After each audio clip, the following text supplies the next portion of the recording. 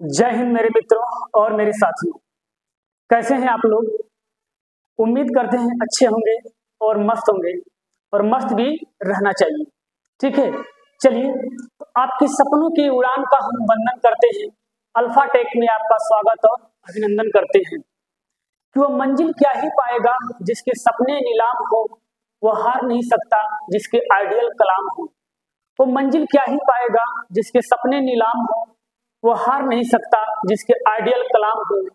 आपकी सपनों की मंदी वो अल्फाटेक देगा बुलंदी, इसीलिए अल्फाटेक की तरफ से आपको दिल से सलाम है।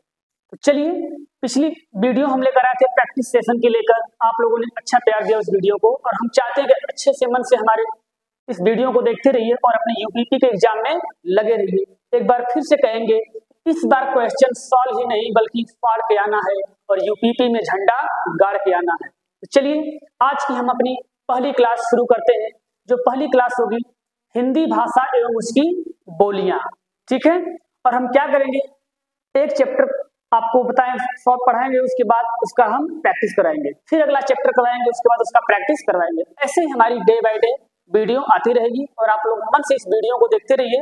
और हिंदी में जो भी क्वेश्चन आएंगे आपको फिर यहाँ से छूटने वाले नहीं है, सारे क्वेश्चन आपको लड़ेंगे यहाँ। ठीक है, चलिए तो शुरू करते हैं आज की क्लास। आज की क्लास शुरू की जाती है हिंदी भाषा एवं उसकी बोलियां। ठीक है, क्या हो गया भाई इसे? चलिए, ये रहा हमारा आज का चैप्टर हिंदी भाषा एवं उसकी बोलियां। तो हमारा आज का ये पहला चैप्टर है हिंदी भाषा एवं उसकी बोलियां। ठीक है, आज से हमारा हिंदी का ये सेशन स्टार्ट होता है जो आपके यूपीपी के एग्जाम के लिए काफी फायदेमंद साबित होगा। और हम चाहते हैं कि इस वीडियो में आप अंत तक बने रहिएगा, क्योंकि जब तक इस वीडियो को अंत तक नहीं देखेंगे तब तक मजा नहीं आएगा। और अंत में हम कुछ आपके लिए प्रैक्टिस भी लेकर आएंगे। जैसे ये चैप्टर खत्म होगा, लास्ट में हम आपको प्रैक्टिस करवाएंगे, तब आपको पता चलेगा कि हाँ, इस चैप्टर को पढ़ने में कितना मजा आया है। ठीक है, ताकि साथ में आप लोग भी क्या कीजिएगा, इस क्वेश्चन को सॉल्व करने की कोशिश कीजिएगा। ठीक है, चलिए तो हमारा चैप्टर क्या है, हिंदी भाषा एवं उसकी बोलियां। ठीक है, अपनी भाषा को जानने से पहले हम एक चीज बताना चाहेंगे कि भाषा होती क्या है, बोली क्या होती है, विभाषा क्या होती है, राजभाषा क्या होती है, राष्ट्रभाषा क्या होती है। इन सब सारी चीजों के बारे में हम क्या करेंगे, एक एक चीजों के बारे में ऐसे अध्ययन करते हुए आगे बढ़ेंगे। ठीक है, चलिए तो आज हमारी पहली हेडिंग क्या है, भाषा। भाषा भाषा जो है संस्कृत शब्द के भाष धातु से बना है, जिसका अर्थ होता है कहना, बोलना या विचारों का आदान प्रदान। ठीक है, अर्थात कह सकते हैं कि मनुष्य अपने विचारों को प्रकट करने के लिए जिन ध्वनि, लिपि एवं संकेतों का प्रयोग करता है उसे भाषा कहते हैं। ठीक है, तो कुछ यही सारी चीजें हमारे दी हुई हेडिंग के रूप में जरा देखिएगा। भाषा शब्द संस्कृत की भाष धातु से बना है। इसमें एक चीज छूट गया, इसमें हलंत होता है, हम लगा देते हैं। ठीक है, भाषा शब्द संस्कृत की भाष धातु से बना है, जिसका अर्थ है कहना, बोलना या विचारों का आदान प्रदान। ठीक है, अर्थात भाषा वह साधन है, इसमें भी हलंत छूट गया है। अर्थात भाषा वह साधन है जिसके द्वारा मनुष्य अपने विचारों एवं भावों और भावनाओं को व्यक्त करता है। ठीक है, मिला जुला के कहने का तात्पर्य यही है कि अगर हमें अपनी बात को किसी दूसरे के सामने रखना है या दूसरे की बात को हमें खुद समझना है तो हम कैसे समझेंगे? इसे समझने का जो माध्यम है, एक जरिया है, उसे भाषा कहते हैं। ठीक है, चलिए आगे हमारे कुछ विद्वान हैं जिन्होंने भाषा के बारे में अलग अलग परिभाषाएं दी हुई हैं। जरा उनके मतों के अनुसार देखते हैं उन्होंने क्या परिभाषा दी है। तो हमारे पंडित कामता प्रसाद गुरु हैं, इनके अनुसार क्या कहा गया है, जरा देखते हैं। भाषा वह साधन है जिसके द्वारा मनुष्य अपने विचार दूसरों पर भली भांति प्रकट करे और दूसरों के विचार आप स्वयं समझ सके। कहने का मतलब क्या है कि भाषा वह साधन है जिसमें क्या करता है, मनुष्य अपने विचार दूसरों को क्या करता है, प्रकट करता है, मतलब उसे समझाने की कोशिश करता है कि वो कहना क्या चाह रहा है, और वही व्यक्ति उसके विचार को खुद भी समझ सके और अपने विचार को भी उसके ऊपर प्रकट कर सके, ताकि एक दूसरे से क्या कर सके, लोग अपने तालमेल को बिठा सके, एक दूसरे की भाषा को समझ सके। ठीक है। चलिए अगले हमारे विद्वान हैं डॉक्टर बाबूराम सक्सेना। इनके अनुसार क्या कहा गया है, जिन ध्वनि चिन्हों द्वारा मनुष्य परस्पर विचार विनिमय करता है उसको भाषा कहते हैं।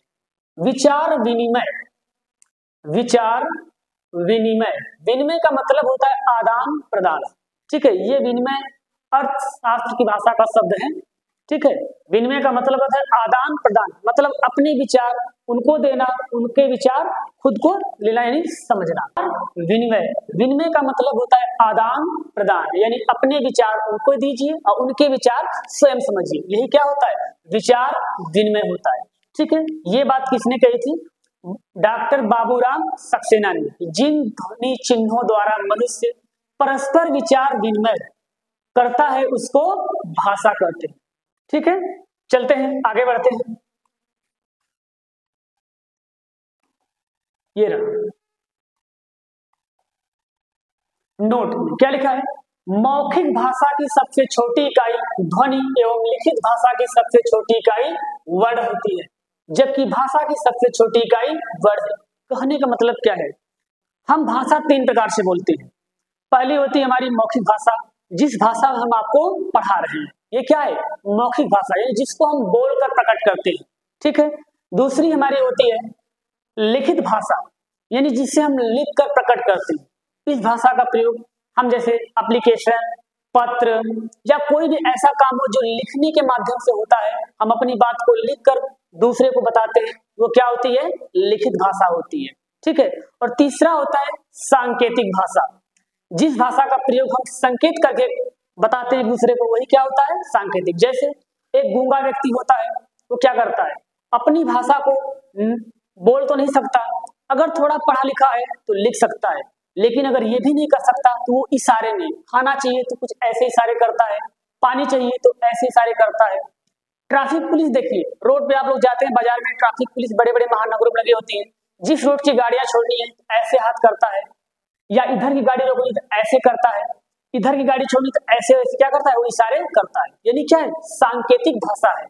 वो सीटी का भी प्रयोग करता है, मतलब सीटी भी क्या है, एक तरह की सांकेतिक भाषा है, ठीक है।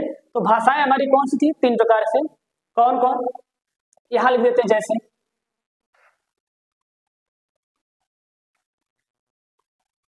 ठीक है। नंबर एक क्या थी, मौखिक भाषा,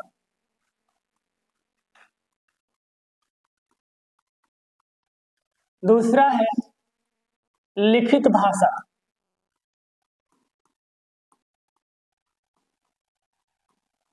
और तीसरा है सांकेतिक भाषा। मान्यता प्राप्त केवल दो को ही है, ठीक है, मान्यता प्राप्त केवल दो को ही है, ठीक है। क्यों मान्यता प्राप्त दो की, कभी कभी क्या होता है, सांकेतिक भाषा शायद हम अच्छे से न समझ पाए, इसीलिए मान्यता उसको नहीं है, मुख्य रूप से मान्यता दो ही को प्राप्त है, मौखिक और लिखित भाषा। जो भाषा हम बोलकर लोगों को समझाते हैं वो मौखिक हो गई, जो भाषा हम लिखकर, अभी देखिए हम बोल रहे हैं मौखिक भाषा, और आपके ये बोर्ड पे स्क्रीन पे क्या जो भी चीजें लिखी हुई हैं, ये क्या आपको संकेत कर रही है, लिखित भाषा संकेत कर रही है, ठीक है। चलिए आगे क्या है, बोली। बोली क्या होती है, कहते हैं जैसे एक छोटे से क्षेत्र में बोली जाने वाली भाषा क्या कहलाती है, बोली कहलाती है। जैसे यूपी बिहार के रहने वाले लोग जो क्या करते हैं, भोजपुरी का प्रयोग करते हैं। भोजपुरी क्या है, एक बोली है, छोटा क्षेत्र बोलने का मतलब कि जैसे हमारा इंडिया बहुत बड़ा है, अब उसके कंपेयर की बात करें या तुलना की बात करें तो क्या होगा, उसमें यूपी बिहार एक छोटा सा क्षेत्र है, तो इसमें जो भाषा बोली जाएगी उसे क्या कहेंगे, बोली कहे जाएंगे, ठीक है। चलिए आगे क्या है, उपभाषा। अगर किसी बोली में साहित्य रचना होने लगे उसे क्या कहते हैं, उपभाषा कहते हैं। जैसे क्या दिया है, अगर किसी बोली में साहित्य रचना होने लगती है तो उसे उपभाषा कहते हैं, क्या कहते हैं, उपभाषा कहते हैं। जैसे जैसे क्या है, खड़ी बोली। खड़ी बोली भी क्या है, हिंदी की एक बोली है। उसके बाद ब्रज, जो सूरदास इसी भाषा में सबसे अधिक रचनाएं करते थे। इसके बाद है अवधि, तुलसीदास की अधिकतम रचनाएं किसमें मिलती हैं? अवधि में मिलती हैं। ये क्या है? उपभाषा। अभी आप क्वेश्चन, आपके मन में डाउट आएगा तो अभी तो आपने बताया कि एक छोटे से क्षेत्र में बोली जाने वाली भाषा बोली होती है, लेकिन यहाँ तो उपभाषा बताया जा रहा है। आपके मन में डाउट आना जरूरी है। हमने क्या कहा कि एक छोटे से क्षेत्र में बोली जाने वाली भाषा बोली कहलाती है, लेकिन बोली में साहित्य रचना नहीं होती है। बोली में साहित्य रचना नहीं होती है। अगर बोली में साहित्य रचना होने लगे तो फिर हम उसे क्या कहेंगे? बोली न कह करके उपभाषा कहते हैं। इसका वास्तविक नाम क्या हो जाता है? उपभाषा। लेकिन हम बोलचाल की भाषा में बोली ही उसको कह देते हैं। ठीक है, चलिए आगे है। लगता है ये चीजें 2 बार टाइप हो गई है। ठीक है, हमारे टाइपराइटर से थोड़ा सा टाइप करने में मिसप्रिंट हो गया होगा। चलिए कोई बात नहीं, आगे बढ़ते हैं। वही चीजें 2 बार हो गई है। ठीक है, चलिए आगे बढ़ते हैं। ठीक है, ये रहा। आगे क्या है? हिंदी शब्द की उत्पत्ति। हिंदी भाषा हम बात पढ़ रहे हैं तो कम से कम हमें इतना तो पता होना चाहिए कि हिंदी शब्द की उत्पत्ति कैसे हुई है। ठीक है, क्या दिया है? हिंदी शब्द की उत्पत्ति फारसी भाषा से हुई है। ये रहा फारसी भाषा। किससे हुई है? फारसी भाषा से हुई है। ठीक है, अर्थात हिंदी फारसी भाषा का शब्द है। फिर कहेंगे एक हिंदी जब खुद ही एक भाषा है तो फारसी भाषा की कैसे हो गई? इसका कारण है ये फारसी भाषा से कैसे आई है। आप लोगों एक देश का नाम सुना होगा, ईरान। इसमें उसका वर्तमान नाम है ईरान। पहले इसका नाम था फारस।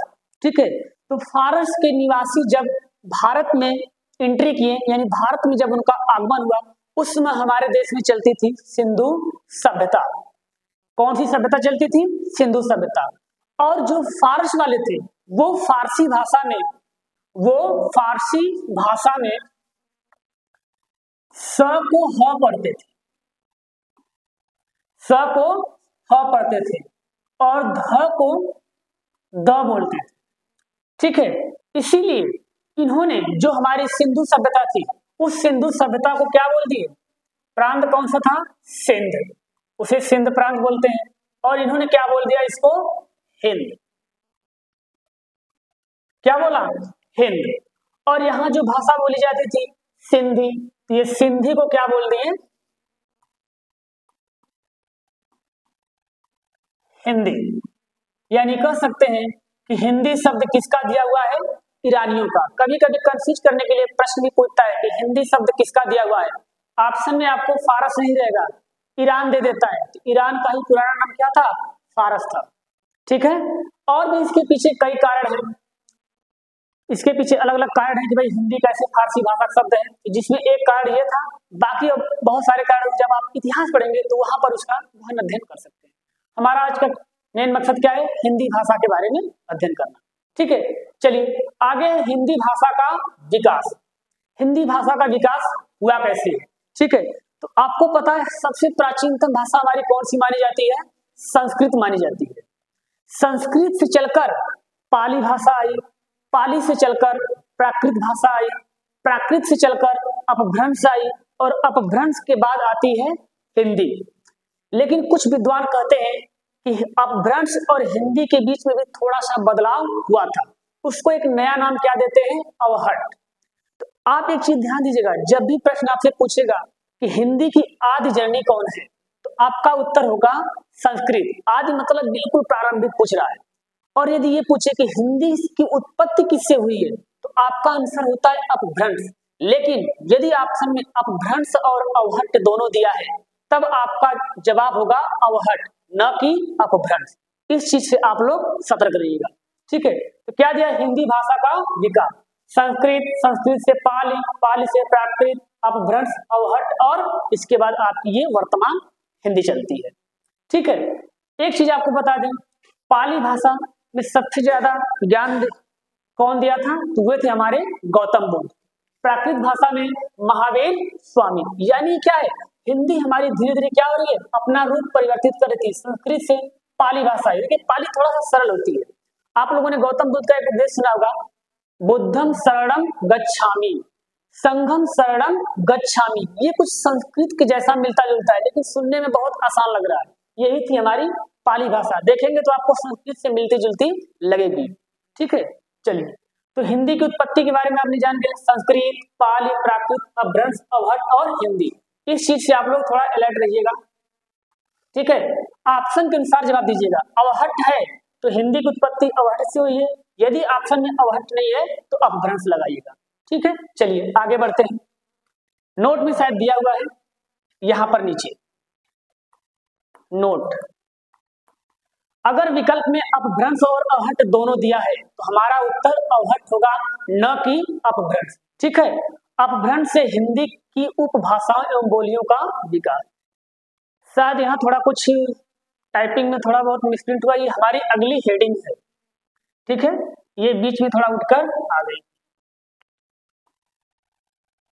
क्योंकि अपभ्रंश से हिंदी तो हमारी आई है, बीच में थोड़ा एक अवहट आता है, लेकिन अपभ्रंश में भी हिंदी के 4 अपभ्रंश हैं, उसमें से हिंदी की उपभाषाएं और बोलियां निकली हुई हैं।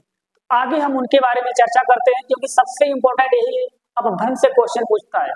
खड़ी बोली किस अपभ्रंश के अंतर्गत आती है, ब्रज किसके अंतर्गत आती है, भोजपुरी किस उपभाषा में आती है, ये सारी चीजें हम आपको डिटेल से अध्ययन कराते हैं। ठीक है, चलिए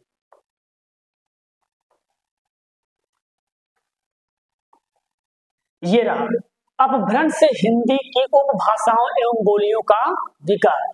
सबसे महत्वपूर्ण चीज ये है जिससे क्वेश्चन आपको एग्जाम में पूछता है कि अपभ्रंश के कितने भाग हैं या कितने भेद हैं, उसके अंतर्गत हिंदी की कितनी उपभाषाएं हैं और उपभाषाओं के अंतर्गत कौन कौन सी बोलियां हैं। ठीक है, आपको पता है हिंदी की 18 बोलियां होती हैं, कहीं के ऑप्शन में 17 भी देता है, क्यों 17 देता है हम आपको आगे बताते हैं। ठीक है, चलिए तो इसके अपभ्रंश के बारे में हम अध्ययन करते हैं। कितने अपभ्रंश होते हैं? 7 होते हैं, जिसमें 4 आपकी हिंदी के लिए है। ठीक है, चलिए तो हमारा पहला अपभ्रंश है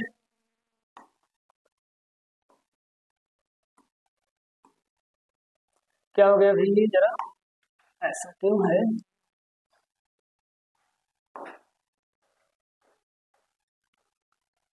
अपभ्रंश से हिंदी की उपभाषाओं एवं बोलियों का विकास।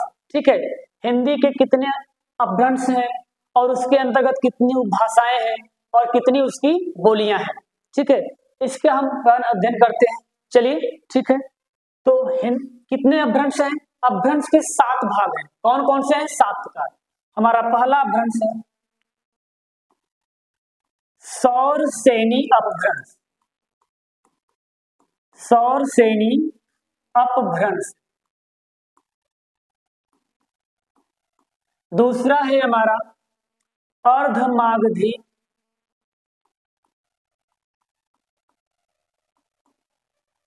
अपभ्रंश। तीसरा है हमारा मागधी अपभ्रंश। इस चीज को आप लोग याद करते चलिएगा, सौरसेनी अपभ्रंश, अर्धमागधी अपभ्रंश और मागधी अपभ्रंश। चौथा है हमारा खस। क्या है? खस।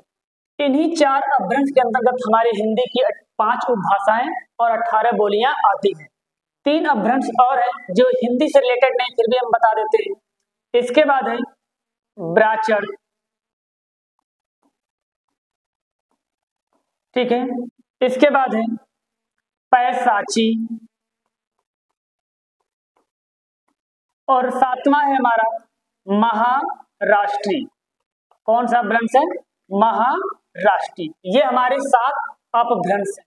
ठीक है, चलिए इसके अंतर्गत हम बता देते हैं हिंदी कितनी भाषाएं होती हैं और कितनी उपभाषाएं होती हैं। सौरसेनी अपभ्रंश में 2 उपभाषाएं होती हैं, पश्चिमी हिंदी। ध्यान से आप लोग इसको याद कीजिएगा, पश्चिमी हिंदी। अगर आप लोगों के दिमाग में इंडिया का नक्शा होगा तो याद रखिएगा पश्चिमी हिंदी और पश्चिम में है राजस्थान। वैसे तो है गुजरात, लेकिन आप मान के चलिएगा राजस्थान, तो उससे याद रखिएगा राजस्थानी हिंदी। राजस्थानी हिंदी। ठीक है, इसके बाद हमारा अर्धमागधी अपभ्रंश। अर्धमागधी में आती है हमारी पूर्वी हिंदी। कौन सी हिंदी? पूर्वी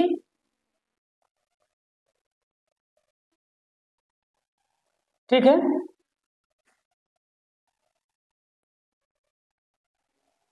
पूर्वी हिंदी, ठीक है, पूर्वी हिंदी।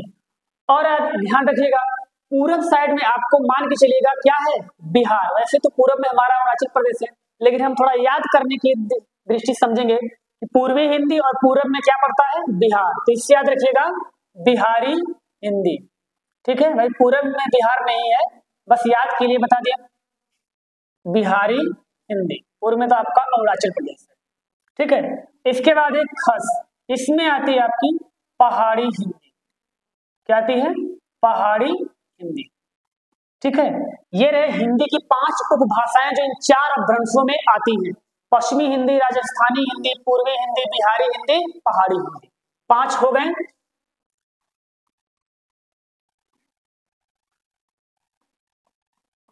ये हो गए 5 उपभाषाएं। अब इनके इसके अंतर्गत बोलियां कौन कौन सी आती हैं, इनको याद रखिएगा आप लोग, ठीक है। पश्चिमी हिंदी में आपकी आती है ब्रज, ब्रज, बांगरू, बुंदेली, कन्नौजी, खड़ी बोली।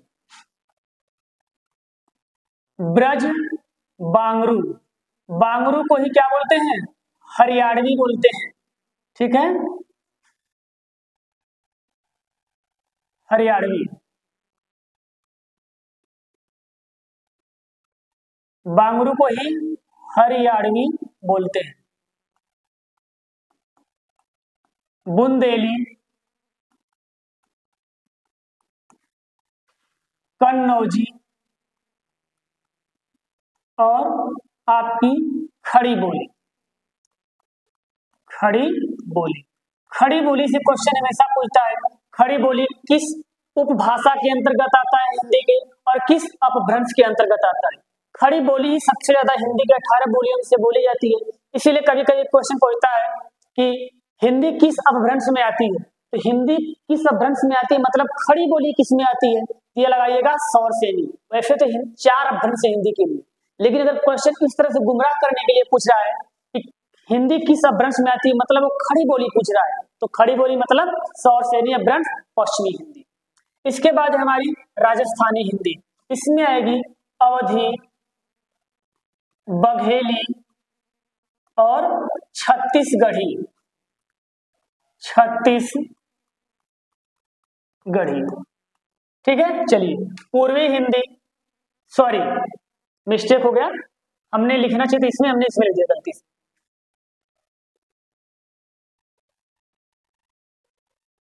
राजस्थानी हमने ध्यान नहीं दिया, हमने पूर्वी समझ लिख दिया। राजस्थानी हिंदी में होगा मेवाती, मालवी, मारवाड़ी, जयपुरी, जयपुरी, ठीक है। जयपुरी का ही दूसरा नाम क्या है, ढूंढाड़ी। इसको याद रखिएगा, क्वेश्चन भी पूछता है, प्रश्न भी पूछता है कि ढूंढाड़ी बोली किसका है, जयपुरी का नाम। इसके बाद हमारी पूर्वी हिंदी, अवधी, बघेली, छत्तीसगढ़ी, ठीक है। ये हो गई आपकी 3 पूर्वी हिंदी में, ठीक है। चलिए इसके बाद क्या हमारा बिहारी हिंदी, जिसमें सबसे प्यारी भाषा हमारी यानी बोली कौन सी है, भोजपुरी। याद रखिएगा, भोजपुरी से प्रश्न पूछता है कि भोजपुरी किस अपभ्रंश में आती है, किस उपभाषा में आती है। उपभाषा आपकी बिहारी हिंदी, अपभ्रंश पूछेगा तो मागधी है। कौन सा, मागधी अपभ्रंश, याद रखिएगा इसको। और जिसके साथ दो है मैथिली, ये भी बिहार में बोली जाती है, और मगही। इसके बाद है पहाड़ी हिंदी, इसमें आती है कुमाऊनी, मलयाली और गढ़वाली, ठीक है। तो ये हो गई आपकी 18 बोलियां। कौन कौन सी देखिएगा, आपकी पश्चिमी हिंदी जो सौरसेनी अपभ्रंश पश्चिमी हिंदी, ब्रज, बांगरू, बुंदेली, कन्नौजी, खड़ी बोली। इसी सौरसेनी अपभ्रंश में आपकी राजस्थानी हिंदी, मेवाती, मालवी, मारवाड़ी, जयपुरी।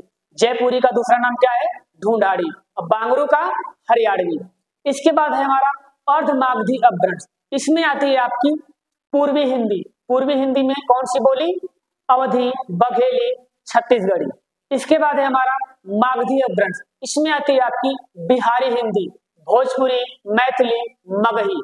इसके बाद है हमारा खस अपभ्रंश, इसमें आती है पहाड़ी हिंदी जो हिमाचल प्रदेश की साइड बोली जाती है, इसमें कुमाऊनी, मलयाली, गढ़वाली। ठीक है, एक चीज आपको बता दें, ये 18 हो गई, 1 2 3 4 5 6 7 8 9 10 11 12 13 14 15 16 17 18, ये हमारी 18 बोलियां हैं। ठीक है, लेकिन कभी कभी क्या करता है, मलयाली को नहीं स्वीकार करता है, तो इसीलिए कभी कभी 17 भी मान लेता है। ठीक है, तो इस चीज में आप लोग कंफ्यूज न रहिएगा। ठीक है, चलिए अगला भ्रंश हमारा ब्राचर, जिसमें आती है सिंधी, सिंधी, और है पैसाची, इसमें आएगी लहदा, पंजाबी। और अगला है हमारा महाराष्ट्री, तो नाम से महाराष्ट्रीय भ्रंश है, तो भाषा कौन सी होगी? मराठी। ठीक है, इसको आप लोग अच्छे से याद रखिएगा, इससे क्वेश्चन फिक्स पूछता है जब भी भाषा से आता है। ठीक है, चलिए आगे बढ़ते हैं।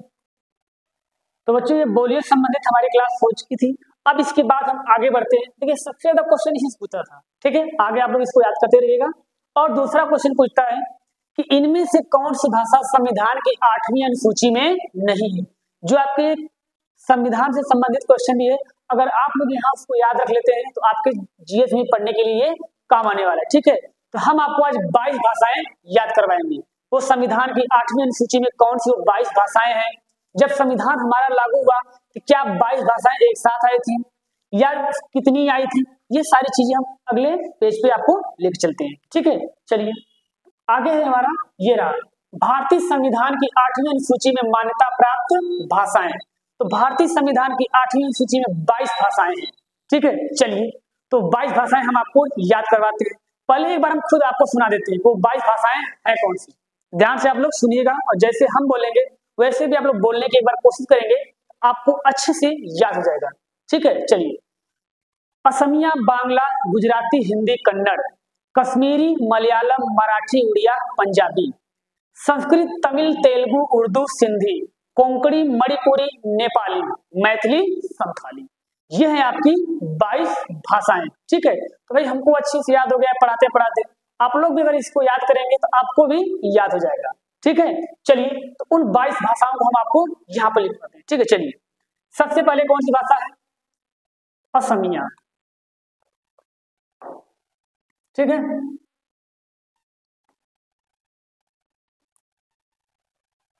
ये रही हमारी। तो भारतीय संविधान की 8वीं अनुसूची में मान्यता प्राप्त जो 22 भाषाएं हैं, चलिए हम उनको आज आपको एक एक करके लिखवाते हैं। कितनी भाषाएं हैं? 22 भाषाएं हैं। लेकिन जब संविधान लागू हुआ तो स्टार्टिंग में 22 नहीं बल्कि 14 भाषाएं थी। बाद में कब जुड़ी, कौन सी जुड़ी, उसके बारे में भी हम आपको आगे बताएंगे। ठीक है, चलिए तो पहली भाषा हमारी कौन सी है? असमिया है, असमिया। दूसरी है बांग्ला, तीसरी है गुजराती, असमिया, बांग्ला, गुजराती, हिंदी, कन्नड़। ठीक है, ऐसे आप लोग याद रखिएगा, असमिया, बांग्ला, गुजराती, हिंदी, कन्नड़, 5-5 करके याद कीजिएगा। असमिया, बांग्ला, गुजराती, हिंदी, कन्नड़, असमिया, बांग्ला, गुजराती, हिंदी, कन्नड़। ठीक है, इसके बाद क से समाप्त हुआ है तो आपको एक हिंट मिलेगा, क से याद रखिएगा, कश्मीरी, कश्मीरी, मलयालम, मलयालम, कश्मीरी, मलयालम, म से मराठी भी याद रखिएगा, मराठी, उड़िया, उड़िया, पंजाबी। ठीक है, कश्मीरी, मलयालम, मराठी, उड़िया, पंजाबी। इसको आराम से याद रखिएगा, एक मूवी आई थी आप लोगों ने सुना होगा, उड़ता पंजाब। ठीक है, तो आप आराम से इसको याद रख सकते हैं, उड़िया पंजाबी, उड़ता पंजाब मतलब उड़िया पंजाबी, साथ में इसको भी आप याद रख सकते हैं। ठीक है, चलिए अगला है संस्कृत, संस्कृत। ठीक है, संस्कृत, त से समाप्त हुआ तो त से क्या रहेगा, तमिल, संस्कृत, तमिल, त से तमिल भी हो गया और त से तेलुगु, तेलुगु, ठीक है, संस्कृत, तमिल, तेलुगु, लास्ट में ऊ की मात्रा आई तो ऊ से याद रखिएगा उर्दू, क्या याद रखना है, उर्दू, ठीक है, संस्कृत, तमिल, तेलुगु, उर्दू, इसके बाद सिंधी, ठीक है, ये हो गई 15 भाषाएं। आगे चलते हैं, कोंकणी, कोंकणी, ड़ से याद रखिएगा कोंकणी, ड़ी एक में और डी होता है, मणिपुरी, ठीक है, कोंकणी, मणिपुरी, मणिपुरी,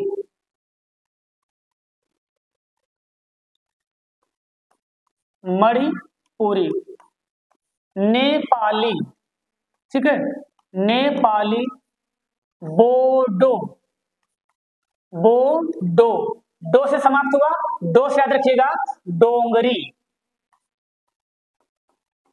ठीक है, हो गई आपकी 20 और दो कौन बची हैं, मैथिली, संथाली, जो आपके बिहारी हिंदी के अंतर्गत आती थी और मागधी अपभ्रंश में, ठीक है, ये हो गई आपकी 22 भाषाएं, ठीक है। अब एक चीज आप लोग ध्यान दीजिएगा, संविधान लागू हुआ तो शुरुआत में 14 भाषाएं थी, वो 14 कौन थी, जो यहां तक है, इस चीज को आप लोग याद रखिएगा, 1 से लेकर 14 तक ये जो हमारी भाषाएं हैं, ठीक है, ये संविधान जब लागू हुआ तो उसी समय ये थी, इसके बाद में कौन सी भाषा जुड़ी, इसके बाद में ये जुड़ी थी हमारी सिंधी, सिंधी जुड़ी थी 21वां संविधान संशोधन के अंतर्गत, कब, 1967 में, ठीक है, इसके बाद पहले एक जुड़ी, एक के बाद कितनी जुड़ी, 3 जुड़ी, कौन कौन सी, ये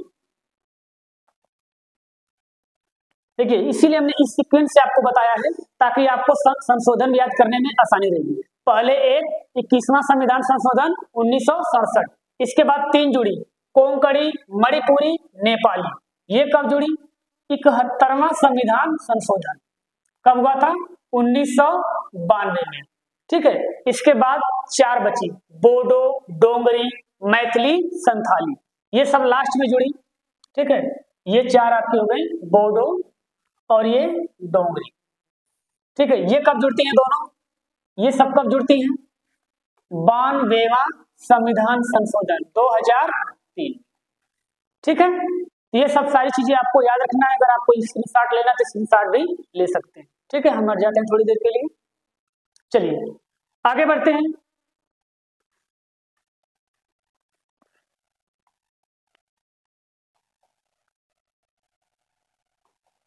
ठीक है, देखिए जो चीजें हमने वहां बता दिया था यही चीज हमको बताना था, चलिए एक बार फिर से आपको बता देते हैं, 21वां संविधान संशोधन के अंतर्गत कौन सी भाषा जुड़ी थी, 21वां संविधान संशोधन शायद लिखा है, ठीक है, हम लिख देते हैं, ये हुआ कब था, ये हुआ था 1967 में, कौन सी भाषा जुड़ी थी, सिंधी, इसके बाद 21वां से आप लोग याद रखिएगा 71वां संविधान संशोधन, 21वां से 71वां, ठीक है, ये कब हुआ था, 1992, और इसमें 3 भाषा जुड़ी थी, कौन कौन सी, कोंकणी, मणिपुरी और नेपाली, ठीक है, कुछ लोग इसको ट्रिक के माध्यम से ही बताते हैं, ट्रिक क्या बताते हैं, नमक, ठीक है, नमक से थोड़ा सीक्वेंस बिगड़ जाता है, न से नेपाली, म से मणिपुरी, क से कोंकणी, इसके बाद हमारा अगला संविधान संशोधन 92वां कैसे, आपको 2 तरीका देखने का, 21 और 71 ऐड कर देंगे 92 आ जाएगा, ठीक है, और नहीं तो अगर ये आपको सन याद है तो सन से क्या रखिएगा, 1992 में हुआ था 71वां, तो 92 से 92वां संविधान संशोधन, ठीक है, ये कब हुआ था, 2003 में, इसमें 4 भाषा जुड़ी थी, कौन कौन सी, बोडो, डोंगरी, मैथिली संथाली। ठीक है, ये हो गई हमारी 4 भाषाएं। ठीक है, चलिए आज का सेशन थोड़ा लंबा हो रहा है, तो अभी इसकी एक क्लास बची है जो हम कल लेकर आएंगे, और इसके बाद अगले दिन इसका हम पूरा प्रैक्टिस सेट लेकर आएंगे जो केवल भाषा से रिलेटेड होगा, कि हिंदी भाषा से जो भी प्रश्न आते हैं, कितने टाइप के आते हैं, कैसे कैसे आते हैं, किस लेवल के आते हैं, वो आपके हम तीसरी क्लास में बताएंगे। अभी इसकी एक क्लास जो भी छूटी हुई है हम अगले सेशन में लेंगे। ठीक है, तब तक के लिए धन्यवाद। ठीक है।